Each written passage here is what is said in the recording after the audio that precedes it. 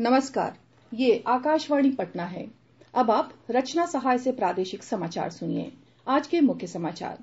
प्रधानमंत्री नरेंद्र मोदी ने कहा, भाजपा वोट बैंक की राजनीति की अपेक्षा देश सेवा को समर्पित।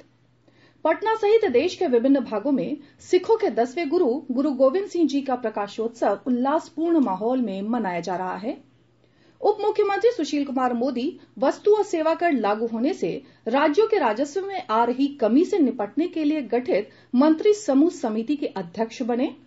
और बांका जिले के धौरैया और पटना के पुलिस लाइन में बर्ड फ्लू से बड़ी संख्या में पक्षियों के मारे जाने की आशंका। अब समाचार विस्तार से। प्रधानमंत्री ने कहा है कि भाजपा अन्य दलों की तरह वोट बैंक की राजनीति नहीं करती, बल्कि वो राष्ट्र की सेवा के लिए राजनीति में है।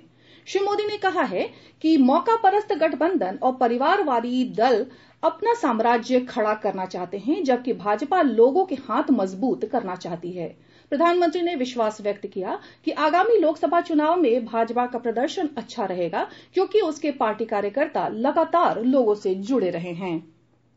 भाजपा ने आगामी लोकसभा चुनाव में विपक्षी दलों की चुनौतियों से निपटने के लिए 15 उप समितियों के गठन का निर्णय किया है। ये उप समितियां जनता की राय लेंगी और उसके आधार पर लोकसभा चुनाव के लिए पार्टी का संकल्प पत्र तैयार किया जाएगा।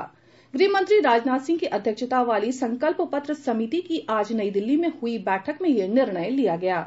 बैठक में पार्टी अध्यक्ष अमित शाह के अलावा केंद्रीय मंत्री अरुण जेटली, निर्मला सीतारमण, रविशंकर प्रसाद, पीयूष गोयल और उप मुख्यमंत्री सुशील कुमार मोदी भी उपस्थित थे। उप मुख्यमंत्री सुशील कुमार मोदी ने कहा है कि एनडीए ने बिहार में लोकसभा की सभी 40 सीटों पर जीत सुनिश्चित करने के लिए साझा रणनीति तैयार कर ली है, जबकि महागठबंधन में अभी तक सीटों का बंटवारा ही नहीं तय हो पाया है। श्री मोदी ने आज एक ट्वीट में कहा कि बिहार में एनडीए प्रधानमंत्री नरेंद्र मोदी और मुख्यमंत्री नीतीश कुमार के विकास कार्यों पर चुनाव लड़ेगा। राष्ट्रपति रामनाथ कोविंद ने 3 तलाक अध्यादेश को फिर से लागू करने को मंजूरी दे दी है। अध्यादेश में विवाहित मुस्लिम महिलाओं के अधिकारों की रक्षा करने और तत्काल 3 तलाक की प्रथा को अपराध की श्रेणी में रखा गया है। सिखों के 10वें और आखिरी गुरु गोविंद सिंह जी की 352वीं जयंती आज देश भर में मनाई जा रही है। गुरु गोविंद सिंह जी का जन्म 1666 में पटना साहिब में हुआ था। राष्ट्रपति रामनाथ कोविंद ने इस अवसर पर श्रद्धांजलि अर्पित करते हुए कहा कि गुरु गोविंद सिंह जी ने अपना जीवन लोगों की सेवा तथा सत्य, न्याय और करुणा के आदर्शों के लिए समर्पित कर दिया था। प्रधानमंत्री नरेंद्र मोदी ने गुरु गोविंद सिंह की जयंती पर नई दिल्ली में 350 रुपए का स्मारक सिक्का जारी किया। सिक्का जारी करते हुए प्रधानमंत्री ने कहा कि गुरु गोविंद सिंह की कमजोर वर्गों के लिए सतत संघर्ष करते रहे। अनेक विधाओं का संगम था। वो गुरु तो थे ही, भक्त भी श्रेष्ठ थे। वो जितने अच्छे योद्धा थे, उतने ही बेहतरीन कवि और साहित्यकार भी थे। अन्याय के विरुद्ध उनका जितना कड़ा रुख था, उतना ही शांति के लिए भी आग्रह था। मानवता की रक्षा के लिए, राष्ट्र की रक्षा के लिए, धर्म की रक्षा के लिए उनके सर्वोच्च बलिदान से देश और दुनिया परिचित है। प्रधानमंत्री ने कहा कि केंद्र सरकार के प्रयासों के कारण करतारपुर गलियारे का निर्माण किया जा रहा है, जिससे श्रद्धालु अब करतारपुर जाके अरदास कर सकेंगे। केंद्र सरकार के अथक और अभूतपूर्व प्रयास से करतारपुर कॉरिडोर बनने जा रहा है। अब हर भारतीय, हर सिख नारोवाल जा पाएगा और बिना वीजा के गुरुद्वारा दरबार साहब के दर्शन कर पाएगा। अगस्त 1947 में जो चूक हो गई, ये उसका प्रायश्चित है। हमारे गुरु का सबसे महत्वपूर्ण स्थल सिर्फ कुछ ही किलोमीटर से दूर था, लेकिन उसे भी अपने साथ नहीं लिया गया। ये कॉरिडोर उस नुकसान को कम करने का एक प्रामाणिक प्रयास है। हमारे संवाददाता ने बताया है कि गुरु गोविंद सिंह की जयंती पटना साहिब में प्रकाशोत्सव के रूप में मनाई जा रही है।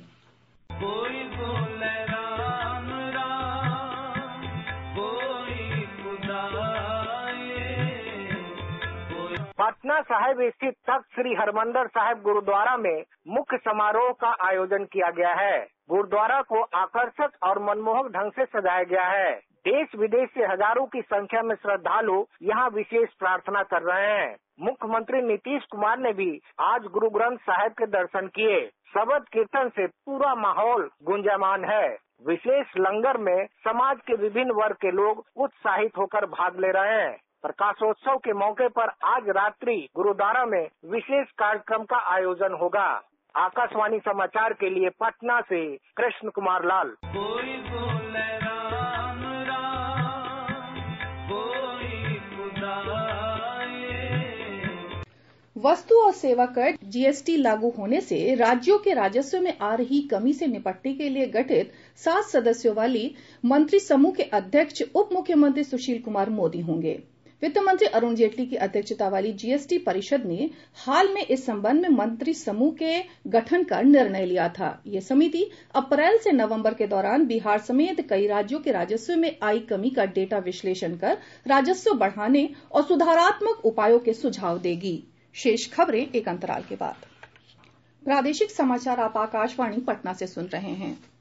सीतामढ़ी जिले के रून्नीसैदपुर थाना क्षेत्र के राष्ट्रीय उच्च पथ संख्या 77 पर टोल प्लाजा के समीप आज एक पर्यटक बस और ट्रक के बीच हुई टक्कर में एक चालक सहित 2 लोगों की मौत हो गई, वहीं 2 दर्जन से अधिक लोग घायल हो गए। मुजफ्फरपुर के जिलाधिकारी मोहम्मद सोहेल ने बताया कि सभी घायलों को इलाज के लिए श्रीकृष्ण मेडिकल कॉलेज अस्पताल में भर्ती किया गया है। श्री सोहेल ने बताया कि घायलों में अधिकतर उत्तराखंड के निवासी हैं। बांका जिले के धौरैया प्रखंड के मकैता बबूरा गांव में बर्ड फ्लू की पुष्टि के बाद प्रशासन ने संक्रमित पक्षियों को मारकर दफना दिया है। बांका के अनुमंडल दंडाधिकारी मनोज कुमार चौधरी ने आज प्रभावित गांव का दौरा किया और संक्रमित पक्षियों को पकड़ने के लिए कर्मियों को आवश्यक निर्देश दिए। वहीं पटना सहित पुलिस लाइन में आज 40 कौवे मरे हुए पाए गए हैं। इन कौवों के नमूनों को जांच के लिए भेजा गया है। गौरतलब है कि पशुपालन विभाग ने पटना स्थित जैविक उद्यान के साथ साथ मुंगेर में भी बर्ड फ्लू की पुष्टि की है। प्रदेश में खसरा रुबेला जैसी घातक बीमारियों से बच्चों को बचाने के लिए आगामी 15 जनवरी से विशेष टीकाकरण अभियान शुरू किया जा रहा है। इस अभियान के दौरान सभी जिलों में 9 माह से 15 वर्ष तक की आयु के सभी बच्चों को खसरा रुबेला का टीका लगाया जाएगा। कृषि मंत्री प्रेम कुमार कल राजगीर में कृषि यंत्रीकरण मेला का उद्घाटन करेंगे। मकर संक्रांति के अवसर पर लगने वाले इस 2 दिवसीय मेले में अत्याधुनिक कृषि यंत्रों के स्टॉल लगाए जाएंगे। मेले में किसान इन यंत्रों को खरीद भी सकते हैं। राजधानी पटना सहित प्रदेश के कुछ इलाकों में अधिकतम और न्यूनतम तापमान में वृद्धि से लोगों को भीषण ठंड से राहत मिली है। मौसम विभाग ने अगले 24 घंटों के पूर्वानुमान में बताया है कि प्रदेश के अधिकतर भागों में मौसम शुष्क बना रहेगा। वहीं सुबह और शाम में हल्का कुहासा छाये रहने की संभावना व्यक्त की गई है। आज भागलपुर के सबौर में न्यूनतम तापमान 4.2 डिग्री सेल्सियस रिकॉर्ड किया गया। बेगूसराय में सर गणेश दत्त की 74वीं जयंती समारोह को संबोधित करते हुए विधानसभा अध्यक्ष विजय कुमार चौधरी ने कहा कि आज समाज के हर व्यक्ति को अपनी क्षमता के अनुसार शिक्षा के प्रसार के लिए आगे आना चाहिए।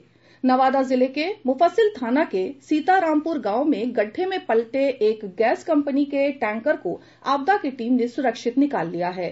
प्रधानमंत्री आवास योजना में फर्जीवाड़ा के आरोप में जमुई सदर प्रखंड के कुंदरी सनकुरा पंचायत के मुखिया को पुलिस ने गिरफ्तार कर लिया है। शेखपुरा में जीविका से जुड़ी 50 महिलाओं को प्याज के पेस्ट और पाउडर बनाने का प्रशिक्षण दिया जा रहा है। पूर्वी चंपारण जिले के छतौनी में पुलिस ने 40 लाख की चरस के साथ एक तस्कर को गिरफ्तार किया है। और अंत में मुख्य समाचार एक बार फिर। प्रधानमंत्री नरेंद्र मोदी ने कहा, भाजपा वोट बैंक की राजनीति की अपेक्षा देश सेवा को समर्पित। पटना सहित देश के विभिन्न भागों में सिखों के 10वें गुरु गुरु गोविंद सिंह जी का प्रकाशोत्सव उल्लासपूर्ण माहौल में मनाया जा रहा है।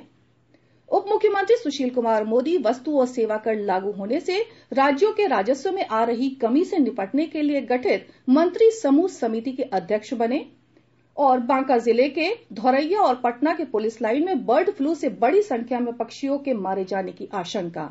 इसके साथ ही आकाशवाणी पटना से प्रसारित प्रादेशिक समाचार का ये अंक समाप्त हुआ।